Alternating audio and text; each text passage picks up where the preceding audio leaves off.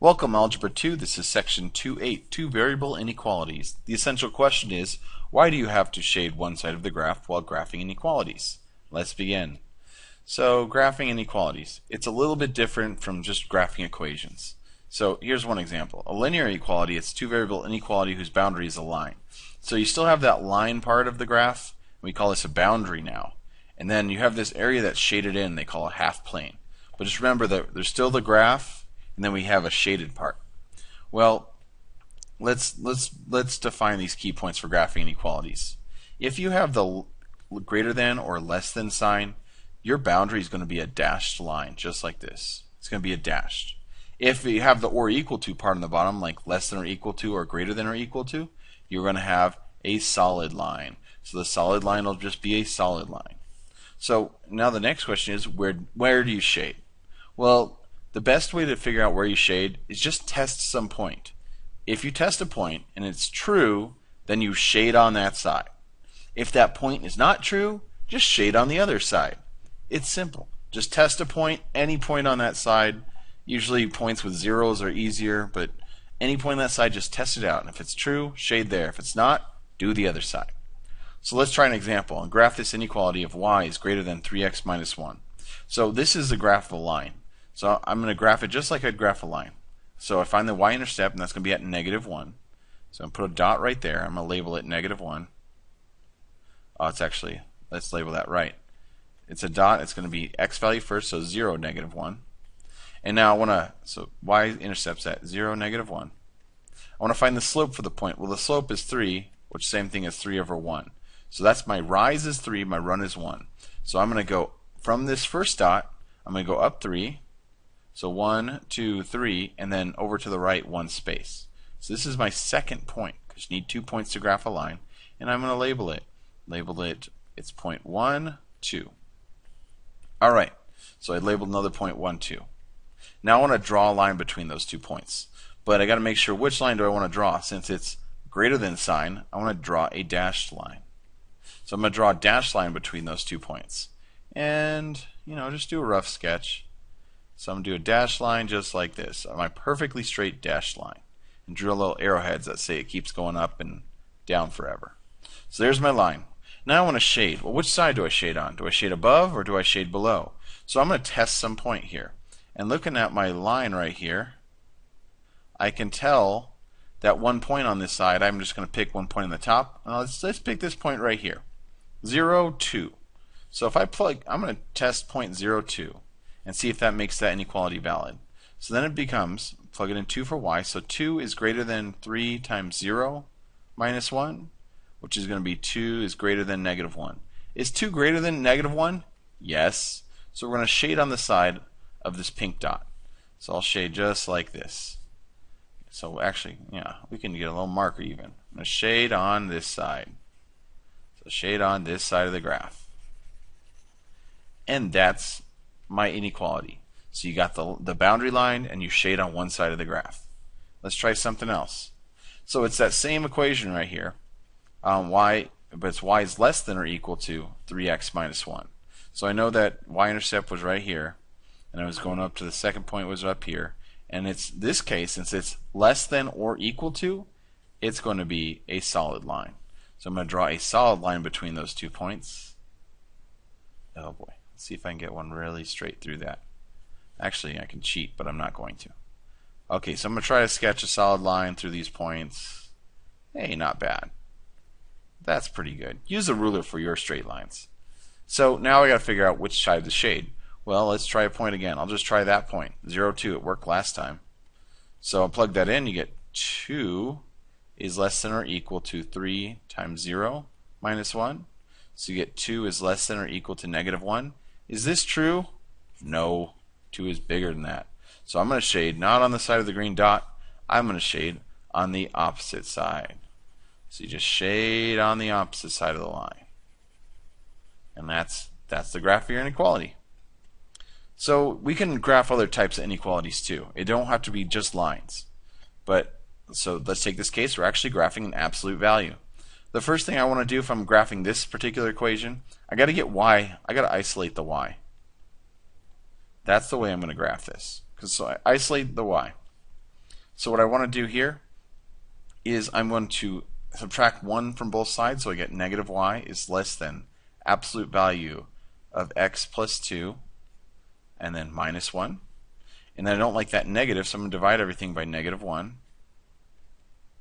And if you divide everything by negative 1 inequalities, you flip the sign, so I get y is greater than the negative absolute value of x plus 2, and then it'll be plus 1. So okay, I can start graphing this line. And one way I can do this is I got to do my xy chart. So if I create my xy chart, got to plot some points. Well, you know this is the parent function of this is y equals absolute value of x. So now it's going to have some kind of V shape. And one key part for the absolute value is that vertex, which is that hk. And I know my value for h, since it's x plus 2 in the absolute value, negative 2 is the x value for my vertex, so I'm going to start with negative 2. And then you know what? I'm going to do some points around that. I'm going to go negative 1 and 0. Those are 2 points to the right of negative 2. I'll do negative 3 and negative 4. Alright, so if those are my x values, got to plug them in to find my y's. So for the first part, negative 2. If you're trying to check out negative 2, that's going to be y, and you just create this without the ignore the inequality. So it'll be y equals, oh, you don't even do the y equals part. We're just plugging it on the right side. So we're going to say absolute value, negative absolute value of negative 2 plus 2 minus 1, which becomes negative 0 minus 1, which is just negative 1. So for x is 2, y is negative 1.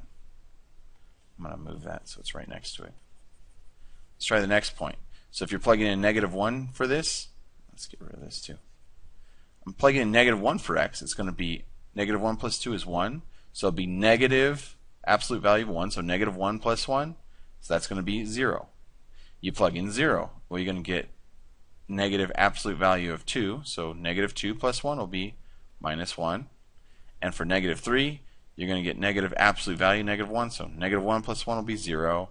And for negative 4, that's going to be, let's see, negative 4 plus 2 will be negative absolute value, negative 2. So negative 2 plus 1 will be minus 1. Alright, so if I plug all those values in, what do I get? Let's look at my graph. Negative 2, negative 1. Negative 1, 0. 0, negative 1. Negative 3, 0. And then it'll be negative 4, negative 1. So here's my graph. Alright, so I made a mistake. This should have been positive 1. Because if you plug in negative absolute value of negative 2 plus 2 plus 1, you get negative absolute value 0 plus 1, which just goes away, so it's just plus 1. So this is supposed to be positive 1. I'm going to erase that mistake.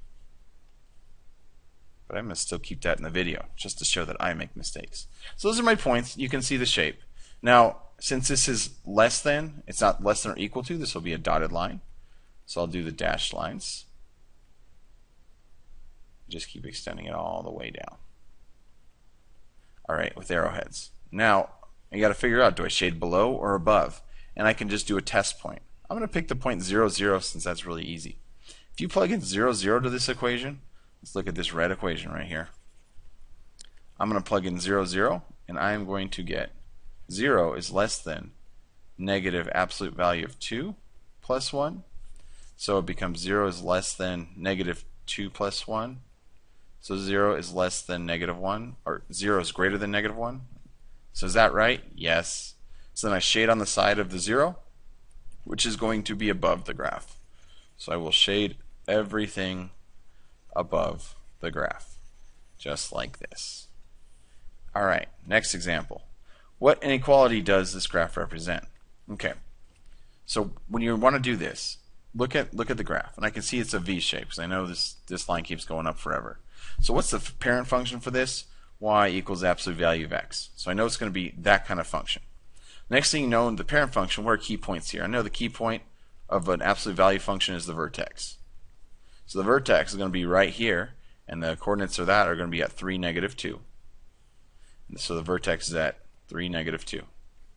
When I know the vertex, I know the standard form of this is y equals absolute value of x minus k or h plus k, and my 3 is going to be my h, and my negative 2 is my k. So if this was an inequality like this, the equation would be y equals absolute value of x minus 3 minus 2. But it's not an equality, we got an inequality here. So I got to change that equation. I know it's y something absolute value of x minus 3 minus 2. Well, it's a dotted line here, so I know it's going to be less than or greater than or less than. One of those two.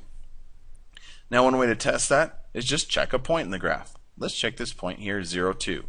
If 0, 2 is in this equation, then it is actually, another way to do this. If you are shading above the graph, that means all the y values, when we're shading above, all the y values are going to be greater than the equation. So our inequality is going to be y is greater than absolute value of x minus 3 minus 2. Alright. And you can always check that by plugging in a value to make sure that equality is valid. Let's do the next one. So pause the video, try this example. Alright, so what inequality does this graph represent? We know this has a V shape again, so the parent is going to be y equals absolute value of x. And the key points here are the vertex. The vertex right here, it doesn't look like it lies in the line. That vertex actually looks like the x value is going to be negative 3. But the y values between 2 and 3, or actually, you got one thing you got to be very careful here. Look at the scale. Even I said negative 3. See how this goes negative 2 and then skips 2 blocks, negative 6? This is actually negative 4 because each block is going up by 2. So this x value is negative 4, and that means if this is 4 and halfway there is got to be 3, the y value is going to be 3. So that's the vertex. So the vertex is at negative 4, 3. So I know the inequality is going to look like this. Y something absolute value x plus 4 plus 3. So is it going to be greater than or less than or equal to? I don't know. But I know it's a dashed line. So it's either going to be greater than or less than. Since it's shaded above the y, it is going to be greater than. So here's my equation. Yes. Actually, this is an upside down v. So it's going to be negative that. Because it's a negative, the v is going down, you're going to have a negative sign, a coefficient for the absolute value. So y is greater than that. Alright, next one. Pause the video. Let's graph. So I'm going to treat it like I know this is a line. I got negative 2x plus 1, that's slope-intercept form. So my y-intercept is going to equal 1. So I'm going to put a y-intercept at 1 right here. And I'm going to label that 0, 1. And then my slope is going to be negative 2, which is negative 2 over 1. So I'm going to go down 2 and over 1. And I got a second point right here. I'm going to label that 1, 1. Or 1, negative 1. Cool. Now I can draw a perfectly straight line between those 2 points. So, is it going to be straight or is dashed or solid? Since there's or equal to, this is going to be a solid line, and it's going to go through those points, and it's a perfectly straight line. Awesome. Now, do I shade above or below? Well, actually, that's a pretty terrible line. Let's try that again. I do a perfectly straight line that goes through those points, and it's going to look like about like this. Yeah. It's a perfectly straight line. Now, do I shade above or below? I just pick some spot. I like picking 0, 0. That's easy to plug in. So let's pick 0, 0. So it'll be 0 is greater than or equal to negative 2 times 0 plus 1. So you got 0 is greater than, this goes away, or equal to 1. Is that true? No. So I'm not shading on the side of 0, I'm shading on the other side. So I'll be shading above, just like this.